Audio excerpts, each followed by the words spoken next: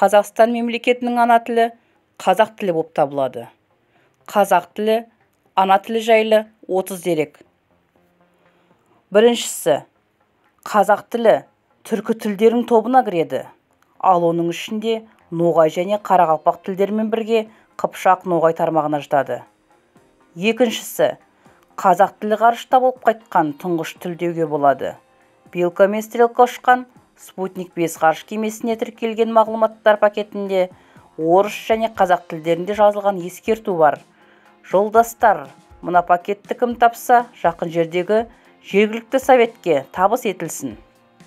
Үшіншісі, қазақ тілін ана тілі санайтын адам саны қазіргі таңда 11 миллион. Төртіншісі, тәуелсіз Қазақстанмен қатар қазақ тілі Ресей Федерациясы құрамындағы Алтай Республикасының мемлекеттік тілдер құрамына енеді.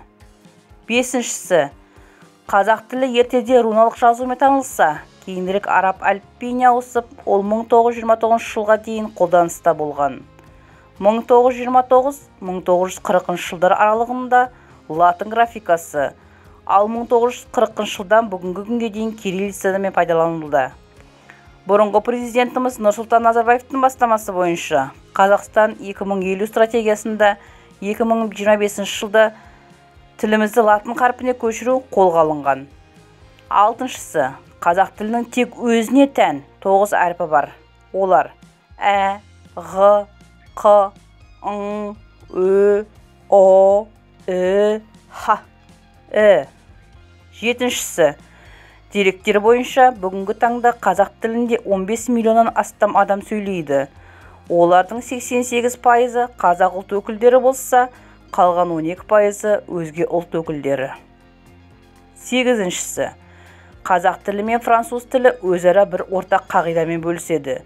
Сөз екпіні көбінесе соңғы буынға түседі. Бұл ережеге бағынбайтын дербес жағдайлар жіктік жалғауы, болымсыз етістік жұрнағы, бұйрық райдың ш, ш қосымшалары, шылаулар, көмекші сөздер. Тоғызыншысы, қазақ тілі түркі тілдерінің ішіндегі ең байы саналады. Һәм оның сөздік қорында 160 мыңнан астам сөз есептелген. Жер беті сөйлейтін ағылшын тіліндегі сөз саны 1 миллион. Оныншысы, қазақ тілінде ең ұзақ сөз 33 әрпі бар. Қанағаттандырылмағандықтарыңыздан сөзі, ал ең қысқа өзінде өзіндік мағынаға ие сөз ол у. 11-шісі, Қазақстандағы оқушылардың 70% қазақ мектептерінде оқиды. 12-шісі, қазақ тілі интернет кеңістігінде контент көлемі бойынша 57-ші орында тұрған тіл. 13-шісі, қазақ тіліндегі Википедия Wiki тілдерінің ішінде мақала көлемі бойынша 32-ші орынға жайғасқан. 14-шісі, қазақ тілі 500 миллион қолданушысы бар Google Translate автоматты аударма қызметіне қосылған 82-ші тіл. 15-шісі, ң әрпінен басталатын жалғыз, бірақ әдеби нормаға әзірше енбеген сөз ң, яғни мұзтау, айсберг сөздерінің синонимі. Ресми қолданысқа түскен жазба есімі көпшілікке аян сатирик Оспанхан Әубәкіровтің ң өлеңі. 16-шісі, орыс тіліндегі деньги, яғни ақша сөзі қазақ және басқа да түркі тілдеріндегі теңге сөзінен шыққан. 17-шісі, кеңінен қолданып жүрген қазақ кириллицасының негізін қалаған Сәрсен Аманжолұлының пікірінше, қазақ тілін 3 негізгі диалектіге бөліп қарастыруға болады. Олар батыс, солтүстік шығыс және оңтүстік. 18-шісі, қазақ тілінің дыбыстық жүйесін алғашқы құрған ғалым Алаш қозғалысының көрнекті қайраткері Ахмет Байтұрсынұлы. 19-шісі, қазақ тілі түркі тілдері ішіндегі сөздік қоры ең үлкен тіл ғана емес, сонымен қатар әлемдегі ең таза тілдерінің бірі. Сөздік қорының 60%-ын түркілік түбірлі сөздер құрайды. 20-шісі, кірме сөздерге тоқталатын болсақ, қазақ тілінде 3000-ға жақын арабизм бар.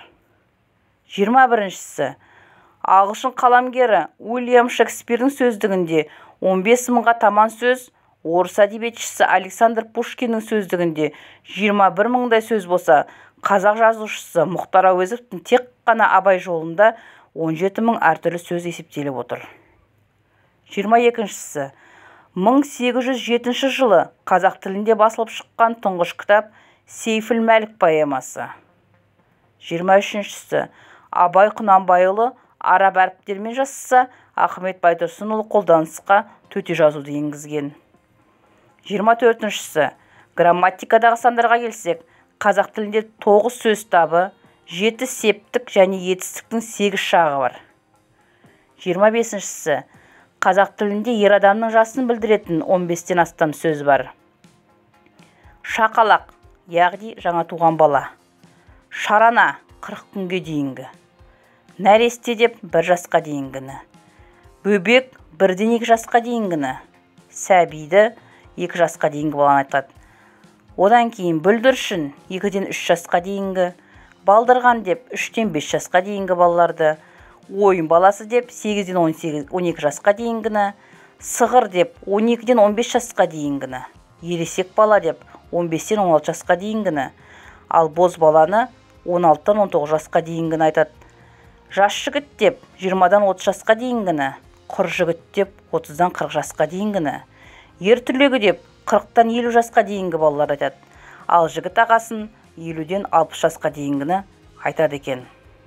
26-шысы қазақ тіліндегі бәсе, айналайын және тағы басқа сөздерді көптеген шет тілдерінде тікелей аудару мүмкін емес. 27-шісі айналайын одағайы үлкен кісінің өзінен кіші адамды жақсы көргенде айтатын экспрессивті сөзі, яки жалпы еркелету, адамның көңіл күйін білдіретін қарағым, қалқам мәніндегі қаратпа атауыш. Бұл сөздің шығу тегіне байланысты бірнеше теориялар бар. Біреулер құрбаның айналайын дегеннен шықты десе, енді біреулер әрқашан қасынан табылайын, маңайында айналып жүрейін деген түсінікті негізінде алынады. Неде болса, сөздің мағынасында күмән жоқ, терең, естілу әрқашанда жылы. 28-шісі Қазақстан Республикасы азаматтарының халықаралық төлқұжаттары қазақ және ағылшын тілдерінде. 29-шісі 2006 жылы қазақ тілін білу деңгейінде бағалайтын қазтест жүйесі енгізілген болатын. 30-шісі және соңғысы қазақ тілінде басқа да түркі тілдеріндегідей етістік жалпы жағдайда сөйлем соңына келеді.